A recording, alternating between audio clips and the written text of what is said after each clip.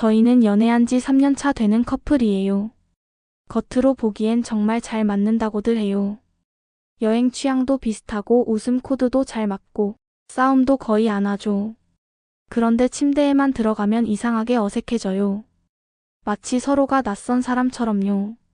저는 조금 더 자주, 조금 더 다양한 시도를 원하지만 그는 늘 같은 패턴을 고집해요.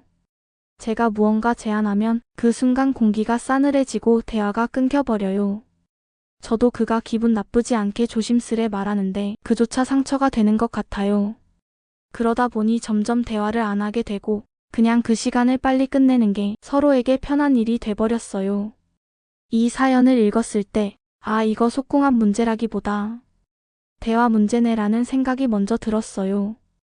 왜냐면 속궁합이라는 건 사실 취향이나 기술보다 서로의 마음을 어떻게 꺼내놓고 맞춰가는지가 훨씬 큰 비중을 차지하거든요. 그런데도 많은 커플이 이런 얘기를 꺼내는 걸 어려워합니다. 혹시 상대가 나를 이상하게 볼까봐, 분위기가 깨질까봐, 혹은 이건 그냥 안 맞는 거니까 어쩔 수 없다 하고 스스로 결론을 내버립니다. 속궁합 이야기는 민감한 주제다 보니 꺼내는 방식 하나로 결과가 크게 달라집니다.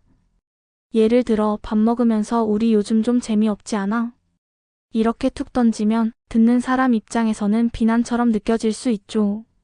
그러면 대화는 시작되기도 전에 끝나버립니다. 이런 이유로 많은 커플이 그냥 침묵을 선택합니다. 말하는 순간 불편해질 바에야 차라리 참자 하고요.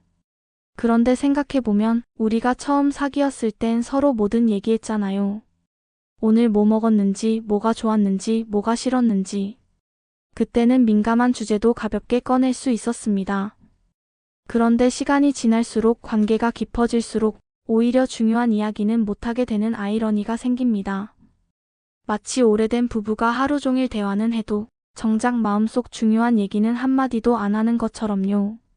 속궁합이 안 맞는 것 같다고 느낄 때 많은 사람들은 이건 우리 사이의 치명적인 문제라고 생각합니다. 그런데 제가 주변에서 본 커플들을 보면 그걸 극복하는 방법은 의외로 단순했어요.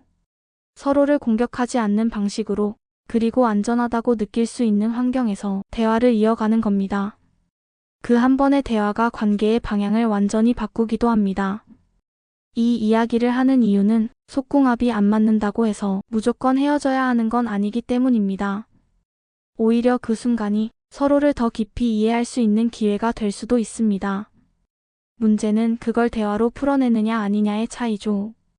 그래서 오늘은 속궁합이 안 맞는 커플이 꼭 알아야 할 대화의 포인트에 대해서 사연 속 이야기와 제 생각을 섞어서 풀어보려고 합니다.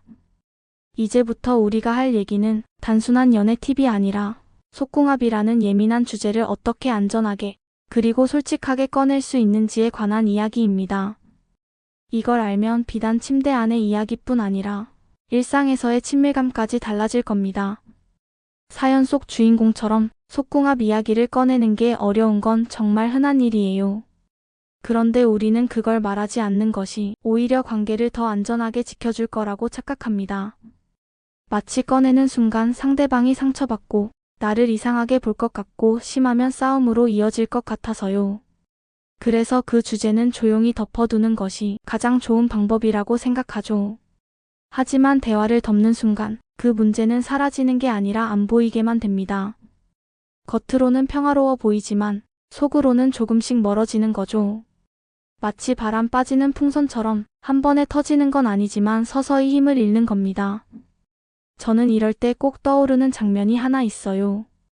예전에 제 친구 커플이 있었는데 속궁합이 잘 안 맞는다는 얘기를 들었어요. 그 친구는 그냥 맞춰주면 되는 거 아냐? 하고 대수롭지 않게 말하더라고요. 근데 시간이 지날수록 그 맞춰주는 시간이 너무 힘들다고 했어요. 왜냐면 그건 서로를 위한 시간이 아니라 한쪽이 참으면서 하는 시간이 돼버렸거든요. 그 차이는 정말 큽니다. 속궁합 문제에서 가장 중요한 건 이야기할 수 있는 관계예요. 그냥 말할 수 있는 게 아니라 안전하게 말할 수 있는 관계 말이죠. 안전하다는 건 내가 내 욕구를 말했을 때 상대가 나를 평가하거나 비난하지 않는다는 확신이에요. 그 확신이 없으면 사람은 절대 진심을 꺼내지 못합니다.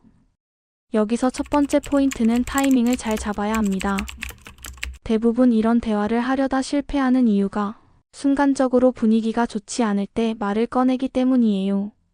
예를 들어 이미 서운함이 쌓였을 때 혹은 그날 속궁합이 잘 안 맞았을 때 바로 이야기하면 상대는 방어적으로 반응합니다.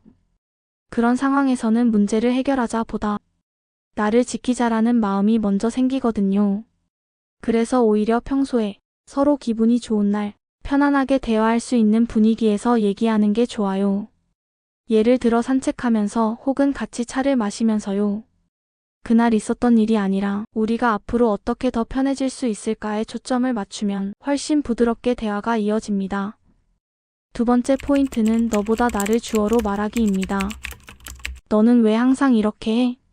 라는 말은 비난처럼 들리지만 나는 이런 부분에서 조금 다르게 느껴라고 하면 같은 내용이라도 부드럽게 전달됩니다. 예를 들어 너는 너무 소극적이야 대신 나는 조금 더 적극적인 분위기가 좋더라라고 말하는 거죠. 이건 심리학에서도 I 메시지라고 부르는데 방어적인 반응을 줄여주는 효과가 있습니다. 세 번째 포인트는 대화의 목적을 오해하지 않게 하는 것이에요. 속궁합 이야기를 꺼내면 상대는 종종 내가 잘못하고 있구나라고 받아들입니다. 그러면 대화가 누가 잘못했는지에 머물고 정작 어떻게 더 좋아질 수 있을까로 못 넘어가요. 그래서 처음부터 이렇게 말해주는 게 좋아요. 이건 너를 비난하려는 게 아니라 우리 사이가 더 편하고 즐겁게 되면 좋겠어서 하는 얘기야. 이 한마디가 대화의 성격을 완전히 바꿉니다. 그리고 네 번째, 작은 시도부터 시작하기입니다. 속궁합이 안 맞는 이유가 취향이나 스타일 차이일 수도 있지만 대부분은 서로에 대한 익숙함이 변화를 맞기 때문이에요. 그래서 한 번에 큰 변화를 기대하기보다 아주 작은 변화부터 시작하면 좋습니다. 예를 들어, 다음엔 조명만 좀 바꿔볼까? 음악을 틀어놓고 해볼까? 이런 가벼운 제안은 상대가 부담 없이 받아들이기 좋습니다. 변화가 조금씩 쌓이면 나중에는 더 깊은 대화로 넘어가기 쉬워집니다. 마지막으로 대화 이후의 행동이 중요합니다. 말만 하고 아무것도 변하지 않으면 다음엔 대화할 이유가 사라집니다. 반대로 대화에서 나온 제안이 조금이라도 반영되면 이 얘기를 해도 괜찮구나라는 안정감이 쌓이죠. 이 안정감이 쌓이면 속궁합뿐만 아니라 일상 속의 많은 문제들도 훨씬 쉽게 풀리게 됩니다. 정리하자면 속궁합 이야기를 꺼낼 때는 타이밍을 잡고 나를 주어로 말하며 대화의 목적을 비난이 아닌 개선에 두고 작은 시도부터 시작해서 행동으로 이어가야 한다는 거예요. 사연 속 주인공도 처음엔 이런 얘기를 꺼내는 게 너무 두렵다고 했어요. 하지만 어느 날 평소처럼 저녁을 먹고 산책하는 길에 나 사실 이런 얘기 좀 하고 싶었어 하면서 조심스럽게 꺼냈다고 합니다. 그리고 그날 서로를 비난하지 않고 단순히 내가 느낀 것을 나누는 시간을 가졌대요. 그 후로 둘의 관계는 완전히 달라졌다고 합니다. 속궁합이 완벽하게 맞아진 건 아니지만 서로가 원하는 걸 꺼낼 수 있는 관계가 되면서 침대 안의 분위기도 침대 밖의 분위기도 훨씬 부드러워졌다고 합니다. 결국 중요한 건 속궁합을 맞추는 방법보다 그걸 이야기할 수 있는 관계를 만드는 겁니다. 말할 수 있어야 맞출 수도 있고 맞출 수 있어야 더 가까워질 수도 있으니까요. 속궁합이 완벽하게 맞지 않는다고 해서 관계가 끝나는 건 절대 아니에요. 오히려 그 차이를 마주하고 조심스럽게 대화를 이어가는 과정이 서로를 더 깊이 이해하게 만듭니다. 중요한 건 기술이나 방법보다 말할 수 있는 안전한 관계를 만드는 거예요. 작은 변화와 솔직한 마음, 그리고 서로를 존중하는 대화가 쌓이면 불편했던 순간들도 자연스럽게 사라집니다. 오늘 사연처럼 처음엔 두려웠던 이야기라도 천천히 꺼내면서 서로의 마음을 확인하는 것만으로도 관계는 충분히 달라질 수 있어요. 속궁합이 맞는 커플이 되려면 먼저 마음을 열고 이야기할 수 있는 용기를 가지는 게 가장 큰 시작점입니다. 이 영상이 도움이 되셨다면 구독과 좋아요 부탁드려요. 더 많은 영상은 채널 홈을 확인해주세요.